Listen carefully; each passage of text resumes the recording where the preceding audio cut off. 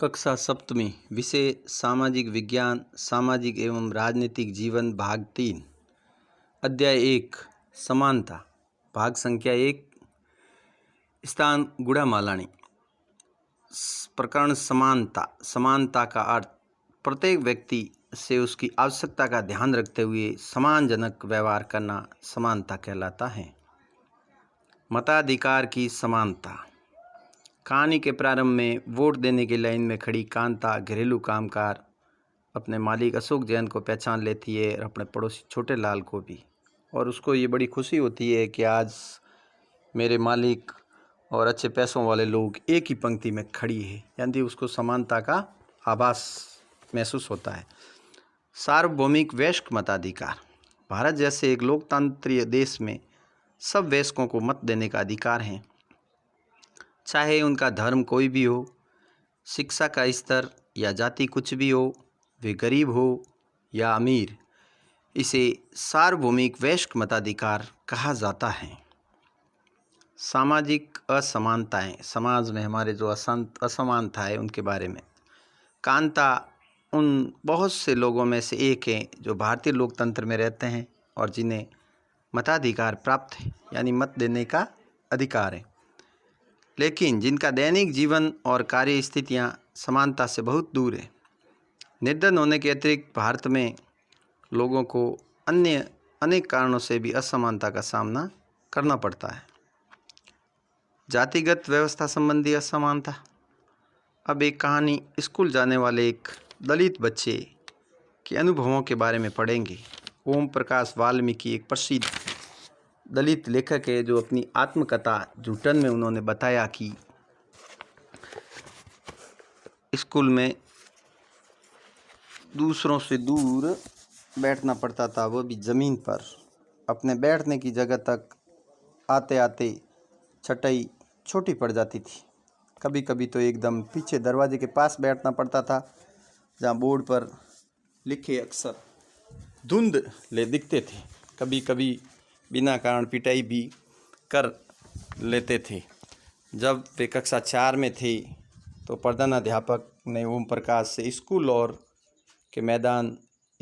खेल के मैदान में झाड़ू लगाने को कहा।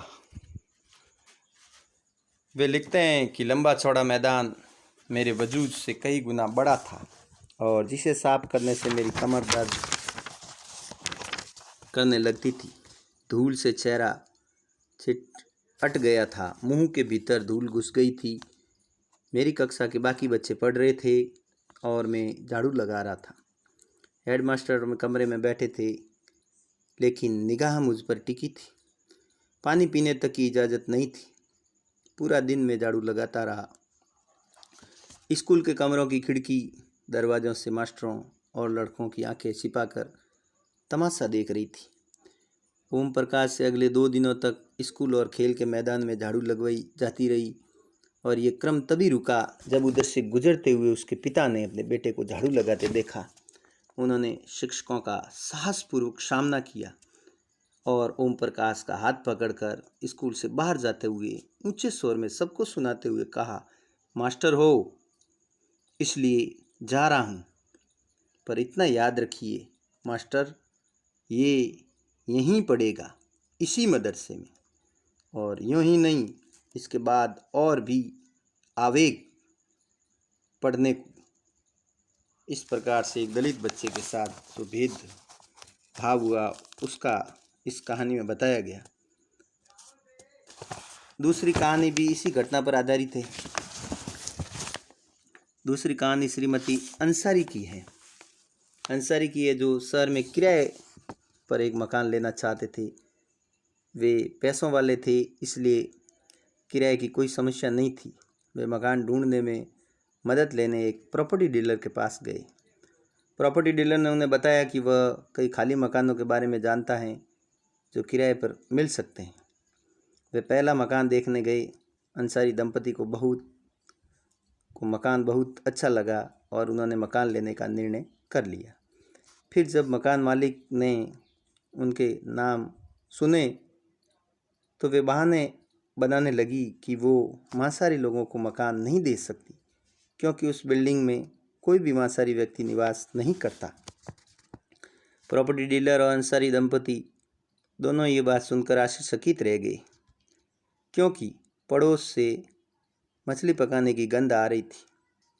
उनके सामने उन दूसरे और तीसरे मकानों में भी जो उन्हें पसंद आए थे, यही बहाना दोहराया गया।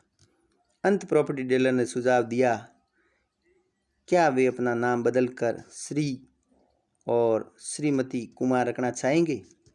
अंसारी दंपति ऐसा करने के इच्छुक नहीं थे, इसलिए उन्होंने कुछ और मकान देखने का निश्चित किया। अंत में लगभग 1 महीने ढूंढने के बाद उन्हें एक मकान मालकिन मिली जो उन्हें किराए पर मकान देने को तैयार थी।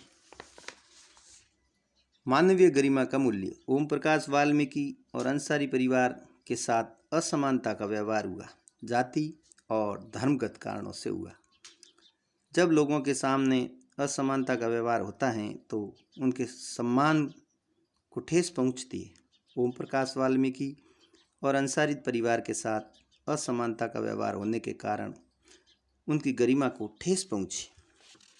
ओम प्रकाश वाल्मीकि को उनकी जाति के कारण स्कूल में झाड़ू लगवाकर शिक्षकों और छात्रों ने उनके सम्मान को बुरी तरह आहत किया और उन्हें ये महसूस कराया कि विद्यालय के छात्रों के सम्मान नहीं, उनसे कमतर है। बच्चा होने के कारण ओम प्रकाश वाल्मीकि स्वयं इसके बारे में अधिक कुछ नहीं कर सके, किंतु जब उनके पिताजी ने अपने बेटे को झाड़ू लगाते देखा तो उन्हें इस असमानता व्यवहार पर क्रोध आया। बोध प्रश्न। प्रश्न संख्या 1, समानता का अर्थ बताइए। उत्तर, प्रत्येक व्यक्ति से उसकी आवश्यकता का ध्यान रखते हुए सम्मानजनक व्यवहार करना समानता कहलाता है।